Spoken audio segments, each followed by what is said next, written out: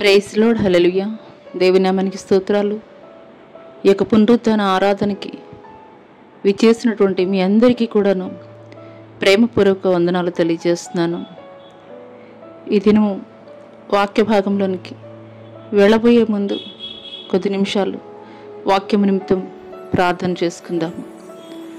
స్తోత్రములు స్తోత్రములు స్తోత్రములు స్తోత్రములైనా మహాపరిశుద్ధుడ, మహాగణుడ, గొప్ప దేవా, నీకే వేలాది కోట్ల వందనాలు, స్తుతులు, స్తోత్రాలు చెల్లిస్తున్నాం తండ్రి. గడిచిన కాలం అంతా నీ కృపలో భద్రపరిచి కాచి కాపాడి ఇదిగో నాయన మరి యొక్క శ్రేష్టమైనటువంటి సమయంలో తండ్రి మమ్మల్ని మా కుటుంబాలని సజీవుల లెక్కలో ఉంచినటువంటి గొప్ప దేవా, నీకే స్తుతులు, స్తోత్రాలయ్యా. మీరు మా జీవితాల్లో ఇంతవరకు చేసినటువంటి మేళ్లను బట్టి, ఉపకారాలను బట్టి, ఆశ్చర్య కార్యాలను బట్టి, స్వస్థత కార్యాలను బట్టి మీకే స్తుతులు, స్తోత్రాలు, వందనాలు తెలియజేస్తున్నాం తండ్రి. పరిశుద్ధ ఆత్మదేవ, ఈ యొక్క ఉదయకాల సమయంలో తండ్రి ప్రభా, ఈ యొక్క సామాజిక మాధ్యమాల ద్వారా ఎంతమంది బిడ్డలు తండ్రి ప్రభా ఏ పరిస్థితులు గుండా ఈ మాటలు వినడానికి తండ్రి ప్రభా సిద్ధపడి ఉన్నారో నాకైతే తెలియదు కానీ తండ్రి, మనుషులైతే పై రూపాన్ని చూస్తారు, నీవైతే కనుక హృదయ లోతులను ఎరిగినటువంటి దేవుడవు తండ్రి ప్రభా. ఏ బిడ్డకు ఏ మాటలు అవసరమై ఉన్నాయో తండ్రి ప్రభా నాకైతే తెలియదు కానీ జీవము కలిగినటువంటి మీ మాటలు తండ్రి ప్రభా అయ్యా నా నోటికి బూరగా ఉండి తండ్రి ప్రభా మీరే మాట్లాడి మీ నామానికి సమస్త మహిమ ఘనత ప్రభావములు పొందమని నజరుడైన యేసు అతి పుణ్య పరిశుద్ధ నామంలో అడిగి వేడుకొనుచున్నాం ప్రియ పరలోకపు తండ్రి, ఆమెన్.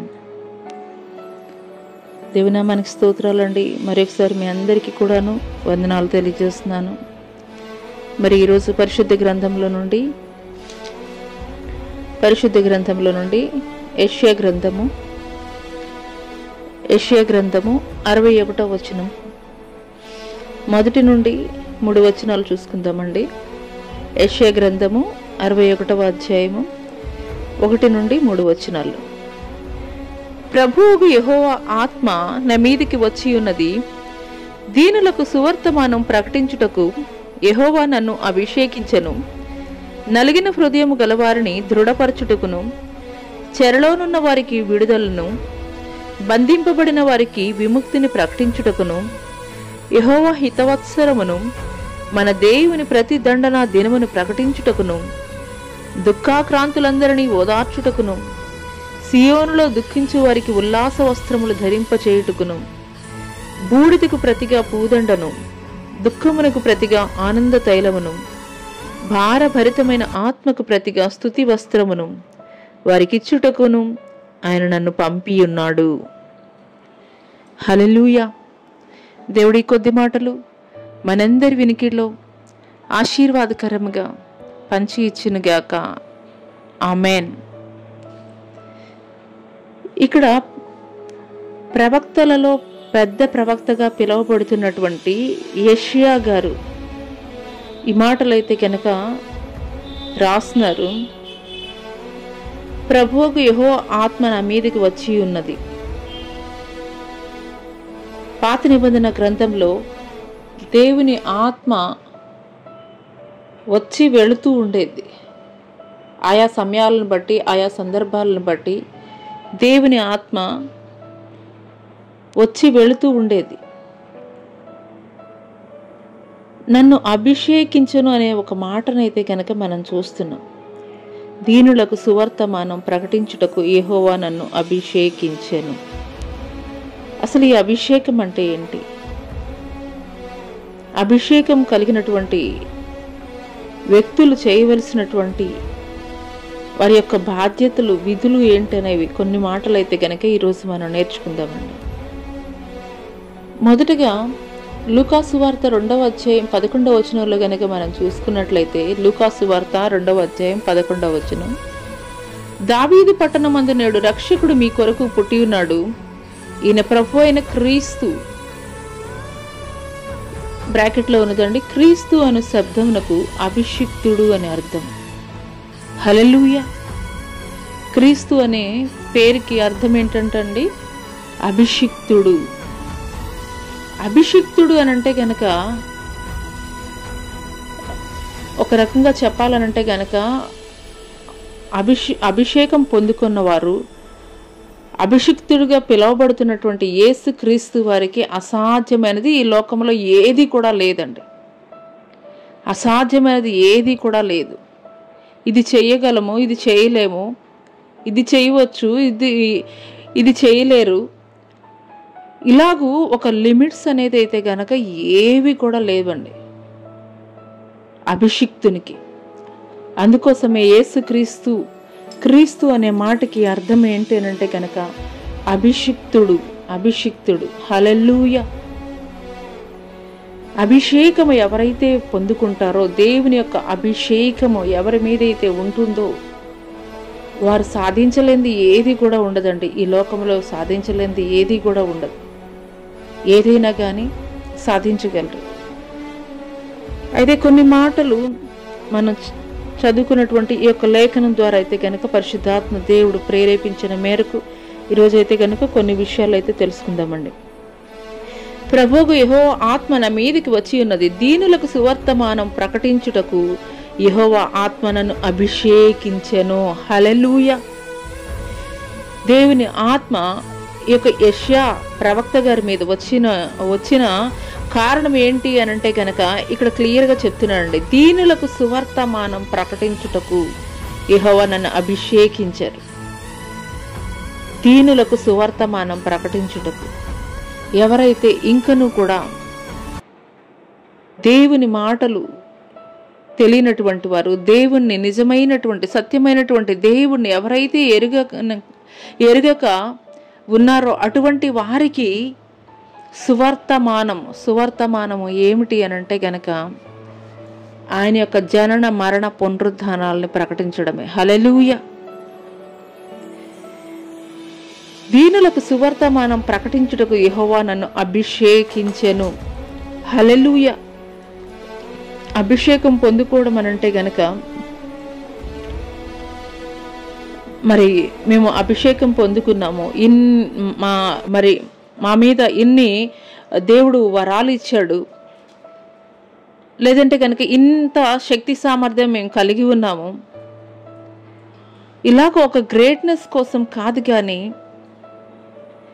దేవుడు చెప్తున్నటువంటి ఈ దినము మాటలు, హోలీ స్పిరిట్ కూడా చెప్తున్నటువంటి మాటలు ఏంటంటే దీనులకు సువర్తమానం ప్రకటించాలంట.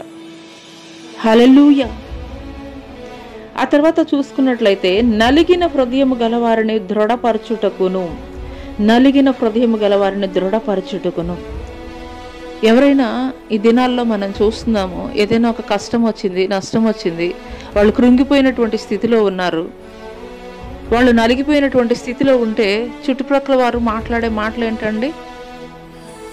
వాళ్ళు బాధపడేదానికంటే ఇంకొక 4 మాటలు వీళ్ళ అదనంగా మాట్లాడడం వలన వారి బాధ అధికమవుతుంది తప్పించి వాళ్ళకి ఆ మాటలు ఓదార్పుగా అయితే కనుక ఉండవండి. హల్లెలూయా. కానీ నీవు దేవునితోటి అభిషేకింపబడినటువంటి వ్యక్తివైతే కనుక చేయవలసినటువంటి పని అది కాదు. లోకస్తులు ఆ రీతిగా చేసి ఉండవచ్చు, కానీ దేవుణ్ణి ఎరిగినటువంటి నీవు, దేవునితోటి అభిషేకింపబడినటువంటి నీవు చేయవలసిన పని ఏంటంటే కనుక నీ మాటలు ఆదరణకరమైనటువంటి మాటలుగా ఉండాలి. నీ మాటలు ఏ రీతిగా ఉండాలంటే కష్టంలో ఉన్నవారిని, నష్టంలో ఉన్నవారిని వెళ్ళి నీ మాటలు ఓదార్పు మాటలుగా ఉండాలి, వారిని ధైర్యపరిచే మాటలుగా ఉండాలి, వారిని బలపరిచే మాటలుగా ఉండాలి. ఆ మాటలు వినుట వలన విశ్వాసం కలుగును. ఆ మాటలు దేవుని మాటలు అయితే గనక విశ్వాసం కలిగి ఉంటారనే ఒక మాటనైతే గనక పరిశుద్ధ గ్రంథాల్లో మనం చూస్తామండి. హల్లెలూయా. అభిషేకింపబడినటువంటి నీవు, దేవుణ్ణి ఎరిగినటువంటి నీవు, ఎవరైనా కానీ కష్టంలో ఉన్నారు, నష్టంలో ఉన్నారు, వారు వేదనతోటి ఉన్నారు అని అంటే కనుక నువ్వు మాట్లాడవలసిన మాటలు ఏంటంటే కనుక లోకానుసారంగా వారికి ఏదో జరిగింది, వీళ్ళకేదో జరిగింది, ఇలాంటి పరిస్థితుల్లో కాబట్టి నీకు కూడా అలాంటి పరిస్థితుల్లోకి వెళ్ళిపోతావని వారిని ఇంకా వాళ్ళకున్న భయాల్ని ఇంకా మనం డబల్ చేసే వాళ్ళంగా ఉండకూడదు. కానీ దేవుణ్ణి బట్టి మనం వారికి ధైర్యం చెప్పే వారంగా ఉండాలండి. హల్లెలూయా. దేవుని మాటలు చెప్పి వారిని బలపరిచే వారంగా ఉండాలి. మత్తయి సువార్త 5వ అధ్యాయం 13వ వచనంలో ఉంటుంది, మన మాట ఏ రీతిగా ఉండాలంట అండి? ఉప్పు వేసినట్లుగా ఉండాలంట. మన మాట ఉప్పు వేసినట్లుగా ఉండాలి.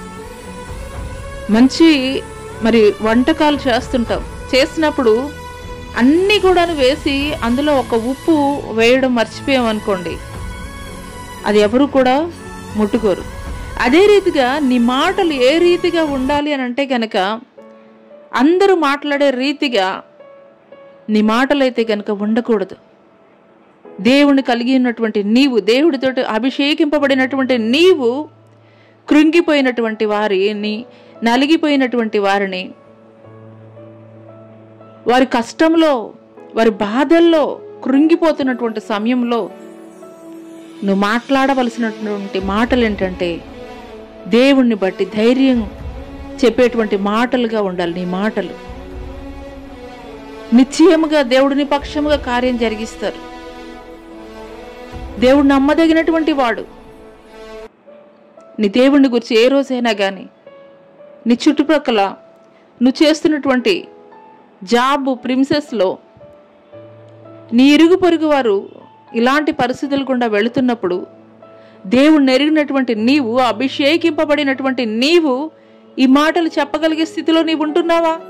నీ మాటలు వారికి ఉప్పు వేసినటువంటి మాటలుగా, రుచికరమైనటువంటి మాటలుగా, ఆదరించే మాటలుగా, బలపరిచేటువంటి మాటలుగా ఉండగలుగుతున్నాయా? హల్లెలూయా! ఈ దినము దేవుడు అదే మాట్లాడుతున్నాడు. అభిషేకింపబడినటువంటి వ్యక్తి చేయవలసింది ఏమిటి అనంటే గనక, మొదటగా దీనులకు సువర్తమానం ప్రకటించేవారిగా ఉండాలి. రెండవది ఏంటనంటే గనక, అభిషేకింపబడినటువంటి వ్యక్తి నలిగిన హృదయం గలవారిని దృఢపరిచే వారంగా ఉండాలి. నలిగిన హృదయం గలవారిని దృఢపరిచేటువంటి వారిగా వారి యొక్క మాటలు ఉండాలి. మూడో విషయం ఏంటంటే, చెరలో ఉన్న వారికి విడుదలను కలిగించాలంట. హల్లెలూయా! నిజమేనండి. ఈ దినము మనం చూసుకున్నట్లయితే కనుక, దేవుడిని ఎరిగినటువంటి వ్యక్తులకి తెలుసు, దేవుడి అనుమతి లేకుండా బలవన్ మరణం పొందితే ఎక్కడికి వెళ్ళిపోతుందో వాళ్ళ ఆత్మ తెలుసు. కానీ దేవుణ్ణి ఎరగినటువంటి నీ చుట్టుప్రక్కల అనేక మంది జనాంగము, నీ తోటి స్నేహితులు, వారికి ఉన్నటువంటి సమస్యలను బట్టి వాటిని అధిగమించలేనటువంటి స్థితిలో తొందరపాటు నిర్ణయాల్లోకి వెళ్ళిపోతున్నారు. వారి కుటుంబాలకి, వారి రక్త సంబంధీకులకి వారి దుఃఖాన్ని మిగిల్చేవారుగా ఉంటున్నారు. హల్లెలూయా! అయితే దేవుడిని ఎరిగినటువంటి నీవు చేయవలసినటువంటి పని ఏమిటంటే, మత్తయి సువార్త, అదే మత్తయి సువార్త 15వ అధ్యాయంలో ఉంటుంది. దీపం వెలిగించి మంచము కింద ఎన్ను, కుంచము కింద ఎన్ను పెట్టరు గాని అందరికి వెలిగించే నిమిత్తము దీప స్తంభం మీద పెడతారని ఒక మాటనైతే మనం చూస్తాం. అవును సంగమా, దేవుని ద్వారా ఎలిగింపబడినటువంటి నీ జీవితం అనేకుల జీవితాల్లో వెలుగు నింపేదిగా ఉండాలి. చీకటిలో మ్రగ్గిపోతున్నటువంటి అనేక జీవితాలకి వెలుగునిచ్చేటువంటి జీవితంగా నీ జీవితం ఉండాలి. హల్లెలూయా! చాలా మంది అండి ఈ దినాల్లో మనం చూస్తున్నాము, చాలా వాళ్ళు టెన్షన్ పడిపోతున్నారు. చిన్న చిన్న విషయాలైనా కానీ ఏం చేయాలో నిస్సహాయ పరిస్థితుల్లో, ఎటు వెళ్లాలో తెలియనటువంటి పరిస్థితి. కొన్ని సంఘటనలు మనం చూస్తున్నాం వార్తాపత్రికల్లో కానీ, న్యూస్ ఛానల్స్లో కానీ. కుటుంబాలే సూసైడ్ చేసుకుంటున్నాయి. కుటుంబమే శోక సముద్రంలోకి వెళ్ళిపోతున్నారు. దేవుణ్ణి ఎరిగినటువంటి నీవు చేయవలసింది ఏంటంటే గనక, వాళ్ళ యొక్క పరిస్థితులను బట్టి,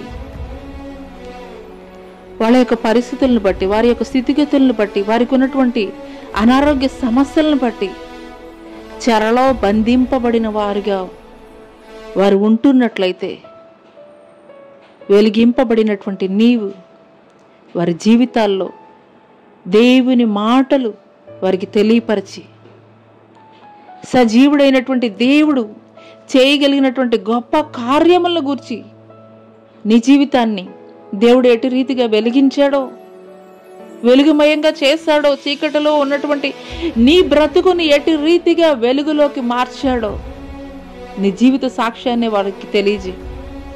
వారి జీవితాలు కూడా వెలుగుమయంగా మార్చబడతాయి. హల్లెలూయా. ఆ తర్వాత చూసుకున్నట్లయితే గనక బంధింపబడిన వారికి విముక్తిని ప్రకటించుటకును, బంధింపబడిన వారికి విముక్తిని ప్రకటించుటకును. ఇక్కడ బంధింపబడిన వారు అనంటే గనక మరి 2 రకాలుగా తీసుకోవచ్చండి. ఒకటి మరి లోకానుసారంగా చూడవచ్చు, రెండవది మరి ఆత్మానుసారంగా చూసుకున్నట్లయితే మరి పౌలు శీలలు ఆ యొక్క చెరసాలలో బంధింపబడినప్పుడు వారు దేవుని స్తుతించారు, దేవుని ఆరాధించారు. అందునిమిత్తమే ఆ యొక్క చెరసాల పునాదులు కదిలింపబడినాయి. చెరసాల పునాదులు కదిలింపబడి వారికి ఉన్నటువంటి సంకెళ్ళు, బొండలు కూడా విడిపింపబడినాయి.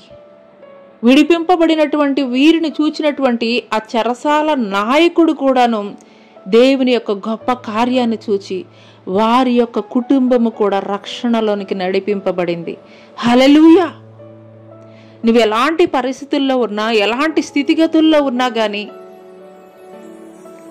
నువ్వు దేవుని స్తుతిస్తూ, దేవుని ఆరాధిస్తూ, దేవుని పట్ల పరిపూర్ణమైనటువంటి విశ్వాసము నువ్వు కలిగి ఉన్నట్లయితే గనక నీ జీవితంలో జరిగించబడే కార్యాల ద్వారా, నీ విశ్వాసం ద్వారా, నీ జీవితంలో దేవుడు జరిగించేటువంటి కార్యాల ద్వారా అనేకులు రక్షింపబడేవారిగా ఉంటారు. హల్లెలూయా. ఇంకొక విషయం కనుక మనం చూసుకున్నట్లయితే గనక అపోస్తలుడైనటువంటి పేతురు పరిశుద్ధాత్మను పొందుకున్న తర్వాత ఆ మార్గం వెంబడి వెళుతున్నప్పుడు అనేకులు ఆ యొక్క యెరూషలేము ప్రాంతము నుండి అనారోగ్యం కలిగి ఉన్నటువంటి వారిని, దురాత్మలు పట్టినటువంటి వారిని ఆ మార్గం వెంబడి తీసుకుని వచ్చి మంచాల మీద పడుకొని పెట్టేవాళ్ళంట. ఎందుకోసం అని అంటే గనక పేతురు యొక్క నీడ తగిలి వారికి స్వస్థత కలుగుతుందని. అదే రీతిగా అనేకులు స్వస్థత పొందుకుని, అనేకులు ఆ యొక్క దురాత్మ శక్తుల నుండి విడుదల పొందుకుని వారిగా ఉన్నారని మనం లేఖనాల ద్వారా అయితే గనక మనం చూస్తామండి. హల్లెలూయా. బంధింపబడినటువంటి వారికి విముక్తిని ప్రకటించేటువంటి వ్యక్తిగా నీవు ఉండాలని దేవుడు కోరుకుంటున్నాడు. దేవుడు ఎరిగినటువంటి నీవు కలిగినటువంటి విశ్వాసం ద్వారా, నీ జీవితంలో దేవుడు చేసేటువంటి కార్యాల ద్వారా నీ కుటుంబంలో వారు, నీ చుట్టుప్రక్కల వారు, నీ బంధువులు, వారి జీవితాలు కూడా మార్చబడేవిగా ఉంటాయి. ఒక పౌలు శీల చెరసాల్లో బంధింపబడినప్పుడు వారు స్తుతులు చెల్లిస్తుండగా బంధకాల నుండి దేవుడు విడిపించినప్పుడు చెరసాల నాయకుడి యొక్క కుటుంబం ఏ రీతిగా రక్షణ పొందుకున్నదో, ఒక పేతురు మార్గం వెంబడి వెళుతున్నప్పుడు వారు ఎన్ని సంవత్సరాల నుండి ఆ యొక్క అనారోగ్య సమస్యలతోటి, ఆ దురాత్మ శక్తుల ప్రభావముతోటి పీడింపబడుతున్నారో, పరిశుద్ధాత్మ పొందుకున్నటువంటి పేతురు ఆ మార్గం వెంబడి వెళుతుండగా పేతురు యొక్క నీడ పడి వారిలో ఉన్నటువంటి ఆ యొక్క దురాత్మ శక్తులు, ఆ యొక్క అనారోగ్య పరిస్థితుల నుండి వారికి విడుదల కలిగింది. హల్లెలూయా. దేవుడు ఎరిగినటువంటి నీవు బంధింపబడినటువంటి వారి జీవితాల్లో విడుదల కలిగించేటువంటి వ్యక్తిగా నీవు ఉండాలని దేవుడైతే గనక కోరుకుంటున్నాడు. హల్లెలూయా. యెహోవా హితవత్సరమును మన దేవుని ప్రతిదండన దినమును ప్రకటించుటకును, యెహోవా హితవత్సరమును మన దేవుని ప్రతిదండన దినమును ప్రకటించుటకును. హల్లెలూయా. ఇక్కడ ఈ మాటలు మనం చూసుకున్నట్లయితే గనక దేవుడిని ఎరిగినటువంటి నీవు ఆయన యొక్క రక్షణ మార్గములో నడిపింపబడుతున్నటువంటి నీవు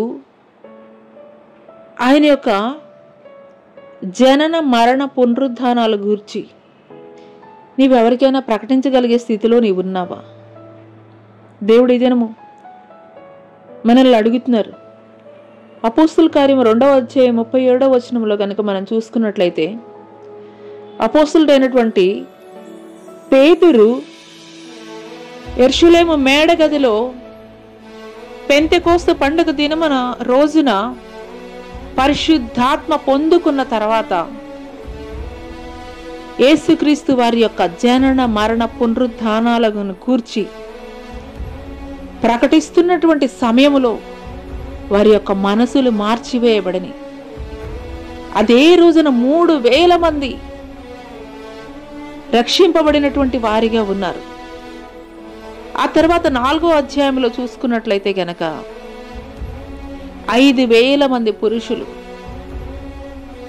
ఒక్క ప్రసంగము ద్వారా రక్షింపబడినటువంటి వారిగా ఉన్నారు. హల్లెలూయా. దేవుని ఎరిగినటువంటి నీవు, దేవుని యొక్క రక్షణ మార్గములో నడిపింపబడుతున్నటువంటి నీవు అనేకులకు దేవుని యొక్క రక్షణ సువార్తని గురించి నీవు ప్రకటించే స్థితిలో నీవు ఉన్నావా? దేవుడు ఈరోజు మనల్ని అడుగుతున్నటువంటి ప్రశ్న అండి. హల్లెలూయా. అంత మాత్రమే కాదు, మరి ఇక్కడ ప్రతిదండన గూర్చి కూడా అనే మాటనైతే గనక మనం చూస్తున్నామండి. ప్రతిదండన దినమును గూర్చి కూడాను ప్రకటించడం అని అంటే గనక ఆయన మరలా రానయ్య ఉన్నాడు. ఆయన మరలా రానయ్య ఉన్నాడు. 2వసారి ఆయన మరలా రానయ్య ఉన్నాడు. రక్షణ పొందుకున్నటువంటి నీవు ఆయన రాకడ వరకు కూడా ఆ యొక్క రక్షణ వస్త్రాన్ని నువ్వు కాపాడుకున్నటువంటి స్థితిలో నీవు ఉన్నావా? రక్షణ వస్త్రాన్ని నువ్వు కాపాడుకున్నటువంటి స్థితిలో నీవు ఉన్నావా? పరమగీత గ్రంథంలో మనం చూస్తాము, షూలమతి తన యొక్క ప్రియుడు ఎన్ని మార్లు తలుపు కొట్టినా కానీ తీయనటువంటి పరిస్థితుల్లో ప్రియుడు వెళ్ళిపోయిన తర్వాత ఆ యొక్క తలుపు తీసి ఆ యొక్క రాజనగరుల్లో మార్గంలో నడుచుకుంటూ వెళుతున్నప్పుడు మరి ఆమె యొక్క పై వస్త్రాన్ని తీసివేసినట్లుగా అయితే గనక మనం చూస్తామండి. హల్లెలూయా. ఈ దినము దేవుడు నీతోటి మాట్లాడుతున్నటువంటి మాటలు, ఆయన రాకడ సమీపముగా ఉన్నది. ఆయన రాకడ కొరకు సిద్ధపడుతూ నీవు సిద్ధపడటం మాత్రమే కాదు, అనేకుల్ని సిద్ధపరిచేటువంటి స్థితిలో నీవున్నావా? నీవు రక్షింపబడ్డావు. రక్షింపబడినటువంటి అనేక మంది నరకాగ్ని గుండానికి ఈడవబడుతున్నారు. అటువంటి వారి గురించి నీకు చింత లేదా? నీకు దిగులు లేదా? నీ సొంత వారే, నీ సొంత బంధువులే, నువ్వెంతగానో ప్రేమించేటువంటి వారే ఆకస్మిక మరణాలు పొందుతున్నారు. రక్షింపబడినటువంటి వారి యొక్క ఆత్మ ఎక్కడికి వెళ్ళిపోతుంది? ఒక్కసారి ఆలోచించావా? హల్లెలూయా. దేవుడు ఈ దినము ఈ యొక్క మాటల ద్వారా మనల్ని హెచ్చరిక చేస్తున్నాడు. ఆ యొక్క షూలమ్మతి ఏ రీతిగా ఆ యొక్క ప్రియుడు వచ్చి ఎన్నిసార్లు తలుపు కొట్టినా కానీ తీనటువంటి పరిస్థితుల్లో ప్రియుడు వెళ్ళిపోయిన తర్వాత ఆ యొక్క పట్టణంలో వెళుతున్నటువంటి ప్రియుడి కోసం వెతుక్కుంటూ వెళుతున్నటువంటి పరిస్థితుల్లో పరమగీతము 5వ అధ్యాయము 5 నుండి చూసుకుందామండి. 5వ వచనం నుండి 6వ వచనం నుండి, నా ప్రియునికి నేను తలుపు తీయనంతలో అతడు వెళ్ళిపోయాను, అతని మాట వినుటతోటనే నా ప్రాణము సొమ్మసిలను, నేను అతన్ని వెదికినను అతడు కనబడకపోయాను, నేను పిలిచినను అతడు పలుకలేదు, పట్టణంలో తిరుగు కావలివారు నాకెదురుపడి నన్ను కొట్టి గాయపరిచిరి, ప్రాకారం మీద కావలివారు నా పై వస్త్రము దొంగిలించిరి. హల్లెలూయా. నేడే రక్షణ దినము, మేడే మిక్కిలి అనుకూలమైనటువంటి సమయం అని దేవుడు మాట్లాడుతున్నారు. ప్రే సంగమా, ఆయన మనకి సమీపముగా ఉన్నటువంటి దినములలోనే, ఆయన మనకు సమీపముగా ఉన్నటువంటి దినములలోనే ఆయన మనల్ని పిలిచేటువంటి సమయంలోనే మనము తలుపు తీసే వరముగా ఉండాలి. హల్లెలూయా. బండబారిపోయినటువంటి హృదయములతోటి ఎన్నిసార్లు దేవుడిని తలుపు తట్టినా గాని, నీ యొక్క హృదయ తలుపు తడుతున్నా గాని, బండబారిపోయినటువంటి హృదయముతోటి ఈ యొక్క శూలమతి ఏ రీతిగా ఉన్నదో అదే రీతిగానే ఉంటున్నావా? అయితే దేవుడు ఈ దినము నీతోటి హెచ్చరిక చేస్తున్నాడు. ఆ యొక్క శూలమతి తన యొక్క ప్రియుడు వెళ్ళిపోయిన తర్వాత ఏ రీతిగా ఆ యొక్క పట్టణములో వెతుకుతున్నటువంటి సమయంలో ప్రాకారం మీద కావలి వారు తన పై వస్త్రాన్ని దొంగిలించారు. పట్టణంలో తిరుగు కావలి వారు ఎదురుపడి నన్ను కొట్టి గాయపరిచిరి. హల్లెలూయా. గర్జించు సింహం వలె అపవాది లోకమంతా కూడా సంచారం జరిగిస్తున్నాడు. సంగమా, హల్లెలూయా, హల్లెలూయా, హల్లెలూయా. రాబగ రాబకె షబ రాబకె షబ షబకె రాబ రాబకె షబ. సంగమా, సంగమా,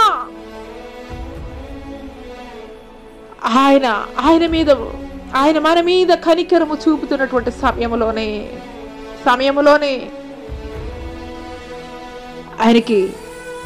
ఆయనకి సమీపంగా ఉండే వారంగా ఉందాం. అపవాది గర్జించు సింహం వలె లోకములో సంచారం జరిగిస్తున్నాడు. ఎవరిని మృంగి వేయుదమా అని. దేవుని రక్షణలో నీవు లేకపోతే, దేవుని చిత్తానుసారముగా నీవు నడుచుకొనకపోతే, దేవుని ఆజ్ఞలకు లోబడి నీవు నడుచుకోనట్లయితే గనక అపవాది యొక్క బంధకాల్లోకి నీవు వెళ్ళిపోతున్నావు. హల్లెలూయా, హల్లెలూయా. 2000 సంవత్సరాల క్రితం నుండి కూడా చెప్తున్నారు, ఆయన రాకడ సమీపంగా ఉంది, ఆయన రాకడ సమీపంగా ఉన్నది అని. మరలా ఎప్పుడో తిరిగి వస్తారులే అని నిర్లక్ష్య స్వభావంతో ఉండవద్దు సంగమా. ఎందుకోసమనంటే కనుక ఈ మాటలు పరిశుద్ధాత్మ ప్రేరేపణ మేరకు ఎందుకు తెలియజేస్తున్నారంటే, ఆయన రాకడ సూచనలన్నీ కూడా సమస్తము కూడా జరుగుతున్నాయి. మత్తయి సువార్త 24వ అధ్యాయంలో యేసుక్రీస్తు వారి శిష్యులు అడుగుతారు, నీ రాకడకి ఈ యొక్క యుగ సమాప్తికి సూచనలు ఏమిటి అని అడిగితే, రాజ్యం మీదికి రాజ్యము, జనము మీదికి జనము, అక్కడక్కడ కరువులు, భూకంపాలు, యుద్ధములు, అబద్ధ బోధకులు. మనం ఈ సంఘటనలన్నీ కూడాను ప్రపంచంలో జరగట్లేదా సంగమా? ప్రపంచం అంతటా కూడా మనం చూస్తున్నాము కదా. భయంకరమైనటువంటి సునామీలు, భయంకరమైనటువంటి యుద్ధాలు, కరువులు, భూకంపాలు సమస్తము కూడా మనం చూస్తూనే ఉన్నాం కదా. నీలో ఒక త్వరితమైనటువంటి ఆలోచన నువ్వు కలిగి ఉండాలి. దేవుడు ఆ రోజు ఆ యొక్క శిష్యులకు చెప్పడం మాత్రమే కాదు, ఈ దినం మనతోటి కూడా చెప్తున్నారు. ఆ యొక్క సూచనలు జరుగుతున్నాయి అని అంటే కనుక ఆయన గుమ్మములోనే అడుగుపెట్టి ఉన్నారు. ఆయన గుమ్మములోనే అడుగుపెట్టి ఉన్నారు. ఆయన ఎందుకు ఆలస్యం జరిగిస్తున్నారు అని అంటే కనుక ఏ ఒక్క ఆత్మ కూడా నశించిపోకూడదని ఆయన ఉద్దేశించి. ఆయన ఆలస్యాన్ని నువ్వు నిర్లక్ష్యం చేయకు ప్రియ సంగమా. ఆయన ఆలస్యాన్ని నువ్వు నిర్లక్ష్యం చేయకు. హల్లెలూయా, హల్లెలూయా, హల్లెలూయా, హల్లెలూయా. దేవుడు హెచ్చరిక జరిగిస్తున్నాడు. దేవుడు హెచ్చరిక జరిగిస్తున్నాడు. ఆయన ఉగ్రత కురిపిస్తే నీవు తట్టుకోగలవా? తట్టుకోగలిగే శక్తి నీకున్నదా? నేడు జరుగుతున్నటువంటి ఈ యొక్క ప్రపంచ యుద్ధాలను చూస్తూనే వణిగిపోతున్నావే. ఆయన ఉగ్రత కుమ్మరిస్తే నువ్వు తట్టుకోగలవా? తాళుకోగలవా? హల్లెలూయా, హల్లెలూయా, హల్లెలూయా, హల్లెలూయా. ఆయన రాకడ సమీపముగా ఉన్నది సంగమా. ఆయన రాకడ సమీపముగా ఉన్నది.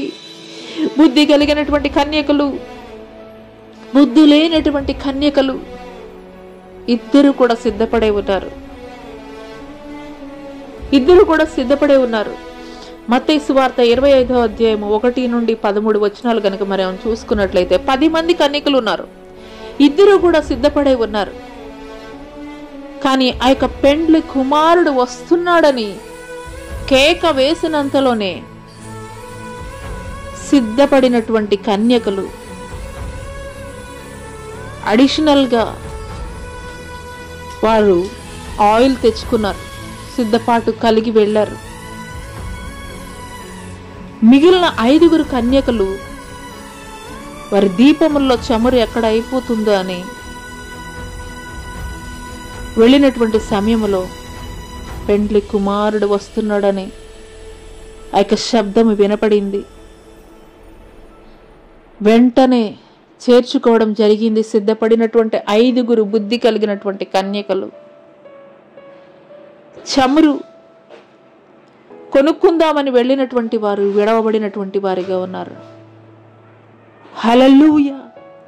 కనురెప్ప మాటలో ఆయన రాకడ జరగబోతుంది. కనురెప్ప మాటలో ఆయన రాకడ జరగబోతుంది సంఘమా.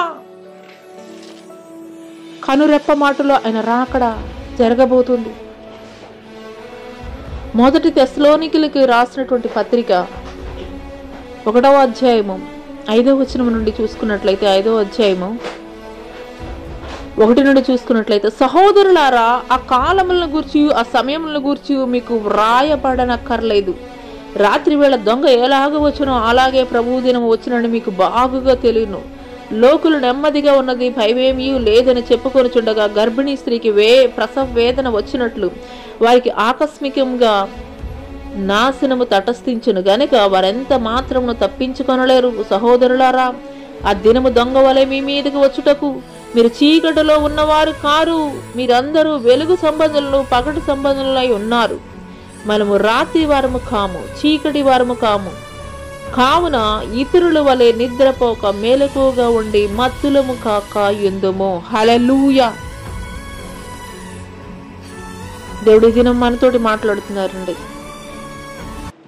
దేవుడిని ఎరిగినటువంటి వారంటే సరేనండి, ఎరిగినటువంటి నీవు కూడా విడవబడినటువంటి స్థితిలో ఉంటే ఇంతకాలము కూడా క్రమమైనటువంటి భక్తి చేస్తూ క్రమముగా మందిరానికి వెళుతూ ఉపవాస కూడికలు, ఆల్ నైట్ ప్రేయర్స్, ఇలా రకరకాలుగా మందిరంలో ఏ ప్రార్థన జరిగితే ఆ ప్రార్థనకి నువ్వు క్రమంగా వెళుతూ కూడాను విడవపడితే అంతకన్నా భయంకరమైనటువంటి దుస్థితి వేరొకటి ఉండదు.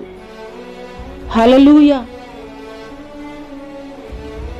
ఇక్కడ సియోనులో దుఃఖించి వారికి ఉల్లాస వస్త్రములు ధరింపజేయుటకును బూడిదకు ప్రతిగా పూదండను, దుఃఖమునకు ప్రతిగా ఆనంద తైలమును, భారభరితమైన ఆత్మకు ప్రతిగా స్తుతి వస్త్రమును వారికి ఇచ్చుటకు ఆయన నన్ను పంపి ఉన్నాడనే మాటలు అయితే మనం చూస్తున్నాం. సియోనులో దుఃఖించి వారికి ఉల్లాస వస్త్రములు ధరింపజేయడము. మీలో ఒక క్వశ్చన్ మార్క్ వచ్చి ఉండాలి. సియోనులు అంటే, సియోను అని అంటేనే దేవుడు నివాసం ఉండే స్థలము, సియోన్ అంటేనే పరిశుద్ధమైనటువంటి స్థలము, సియోన్ అంటేనే పవిత్రమైనటువంటి స్థలము. కానీ సియోనులో దుఃఖిస్తున్నారు అనే ఒక మాటను మనం చూస్తున్నాం. దుఃఖించే వారికి ఉల్లాస వస్త్రాలు ధరింప చేయడానికని. హల్లెలూయా. సియోనులో ఉండేది పరిశుద్ధులేనండి. అయితే దేవుడిని ఎరిగినటువంటి నీవు, పరిశుద్ధత కలిగినటువంటి నీవు, దేవునికి విధేయత కలిగి జీవిస్తున్నటువంటి నీవు, హల్లెలూయా, దేవుని ఎరిగి కూడాను ఇతరులకి, నశించిపోతున్నటువంటి ఆత్మలకి దేవుని గురించి నువ్వు తెలియజేయకపోవడం అనేది కూడా ఒక పాపమేనండి. అందుకోసమే మరి ఇక్కడ సియోనులో దుఃఖించే వారికి ఉల్లాస వస్త్రములు ధరింపచేయుటకును. హల్లెలూయా. నువ్వు ఎరిగి ఉండి కూడా, దేవుని గురించి ఎరిగి ఉండి కూడా దేవుని మాటలు నువ్వు ప్రకటించలేనటువంటి పరిస్థితుల్లో నీవు ఉన్నట్లయితే గనక అది కూడా పాపం చేస్తున్నట్లేనండి. హల్లెలూయా. బూడిదకు ప్రతిగా పూదండను, దుఃఖమునకు ప్రతిగా ఆనంద తైలమును, భారభరితమైనటువంటి ఆత్మకు ప్రతిగా స్తుతి వస్త్రమును వారికి ఇచ్చుటకును ఆయన నన్ను పంపి ఉన్నాడు. హల్లెలూయా. ఈరోజు పరిశుద్ధాత్మ దేవుడు మనతోటి మాట్లాడుతున్నటువంటి మాటలు కంప్లీట్గా నా పరిస్థితి అయిపోయింది, డాక్టర్స్ హోప్లెస్ అని చెప్పేశారు, చుట్టుపక్కల వారంతా కూడాను వీరి కుటుంబాలు ఎంత మాత్రము కూడాను మరలా మంచి దినములు చూడలేవు అని నీ చుట్టుప్రక్కల వారు, నీ బంధువులు, నీ స్నేహితులు పలకవచ్చు నిన్ను గూర్చి.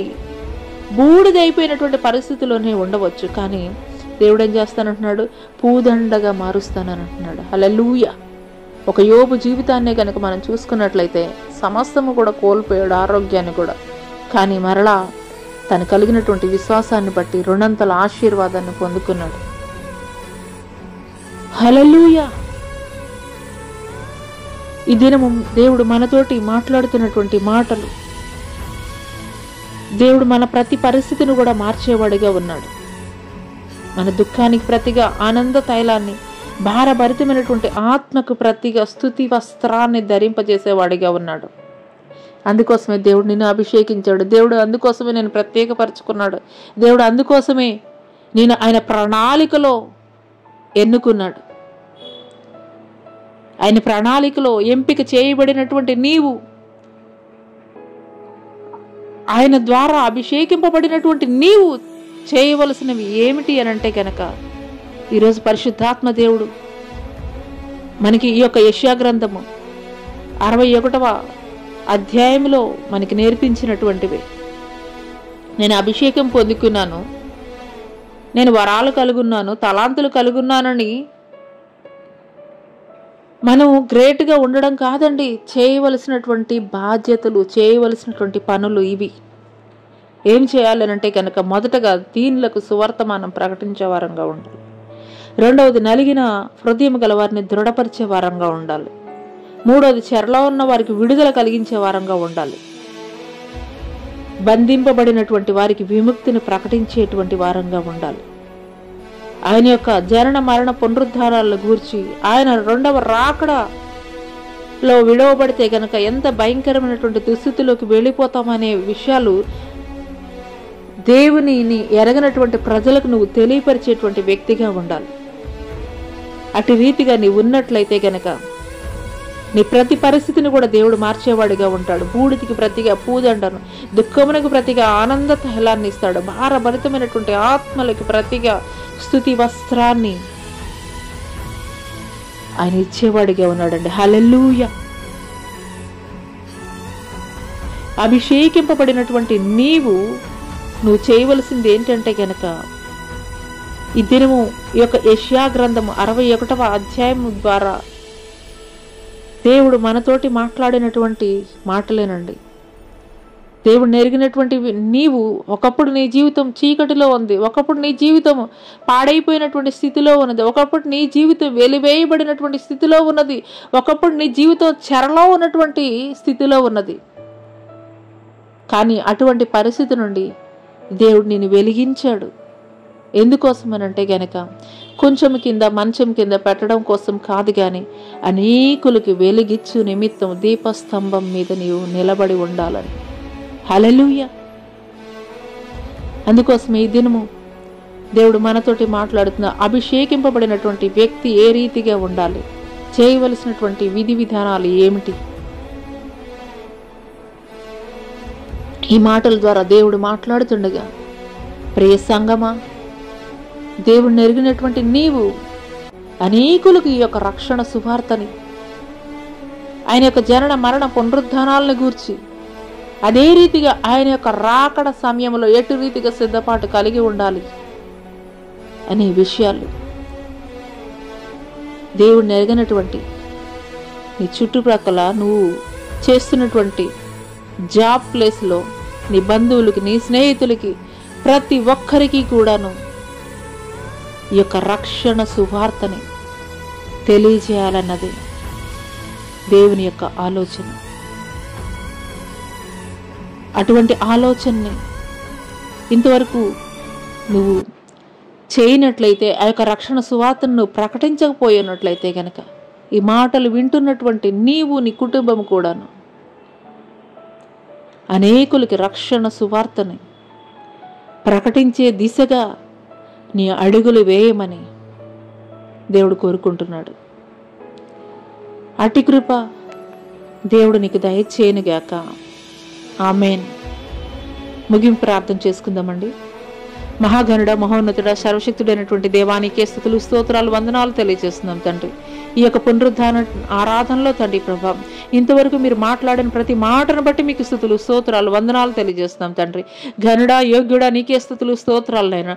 అభిషిక్తుడిగా ఉన్నటువంటి వ్యక్తి ఏ రీతిగా ఉండాలనే మాటలు మీరు మాతోటి మాట్లాడారయ్యా తండ్రి. అవునయ్యా తండ్రి, మా చుట్టుపక్కల ఉన్నవారు అయ్యా తండ్రి నలిగిపోతున్నటువంటి వారు, అయ్యా చెరలో బంధింపబడినటువంటి వారిని తండ్రి ప్రభా, మా యొక్క మాటలు తండ్రి, మా యొక్క ప్రవర్తన తండ్రి ప్రభా, అయ్యా వారి జీవితాలను వెలిగించేటువంటి విధముగా ఉండాలని తండ్రి మీరు మాట్లాడారయ్యా. ఈ యొక్క సమయంలో తండ్రి ప్రభా, ఎంతమంది బిడ్డలైతే తండ్రి ప్రభా అనారోగ్య సమస్యలతో ఉన్నారో తండ్రి ప్రభా, మాననటువంటి గాయాలతో ఉన్నారో తండ్రి ప్రభా, అయ్యా యాక్సిడెంట్లో తండ్రి ప్రభా, అయ్యా తండ్రి హాస్పిటల్స్ బెడ్స్ మీద ఉన్నారో తండ్రి, అయ్యా మరణ పడకల మీద ఉన్నారో తండ్రి, డాక్టర్స్ హోప్లెస్ అని చెప్పినటువంటి పరిస్థితుల్లో తండ్రి ఉన్నారో తండ్రి ప్రభా, అప్పులు ఊబిలో కూరుకుని పోయి ఉన్నారో తండ్రి, మానసికమైనటువంటి అయ్యా సమస్యలతోటి వేధింపబడుతున్నారో తండ్రి, కుటుంబంలో తండ్రి సమాధానాలైనటువంటి పరిస్థితుల్లో ఉన్నారో తండ్రి, అయ్యా తండ్రి మీరే జ్ఞాపకం చేసుకోండి తండ్రి. చిన్న బిడ్డ మొదలుకొని తండ్రి ప్రభా, వృద్ధాప్యంలో ఉన్నటువంటి ప్రతి ఒక్కరిని పేరు పేరున జ్ఞాపకం చేసుకోండి అయ్యా. ఈ యొక్క ఉదయకాల సమయంలో తండ్రి ప్రభా, ఎంతమంది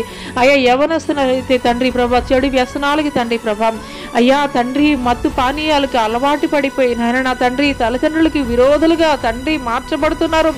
అటు వారి హృదయాల్ని మీరు మార్చండి అయ్యా తండ్రి ప్రభా, అటు వారి హృదయాలను తండ్రి మీ తట్టు తిప్పుకోనండి అయ్యా. మీకు స్తోత్రాలు, మీకు వందనాలు చెల్లిస్తున్నాం అయ్యా. మీకు స్తోత్రాలు, మీకు వందనాలు చెల్లిస్తున్నాం తండ్రి. అదే రీతిగా ఈ యొక్క సాయంకాల ఈ యొక్క ఉదయకాల సమయంలో ఎంతమంది బిడ్డలైతే వ్యసన పరులుగా ఉన్నారయ్యా.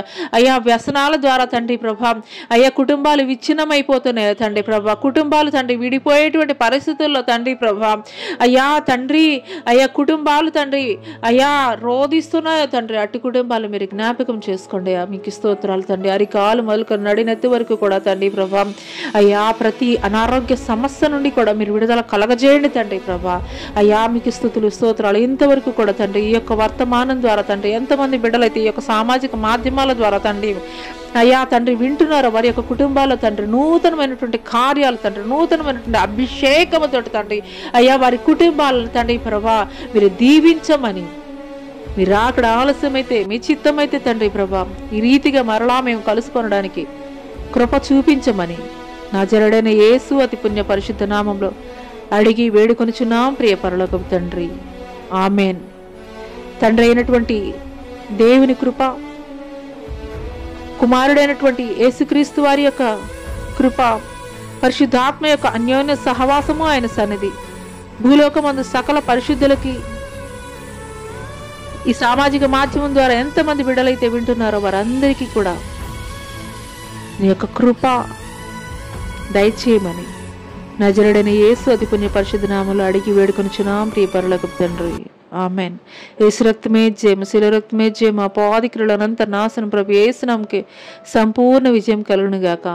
ఆమెన్. ప్రైజ్ లార్డ్ అండి అందరికీ. Praise lord. సెలవు తీసుకుందాం. Subscribe to my channel. Like, comment, and subscribe. Subscribe for more content.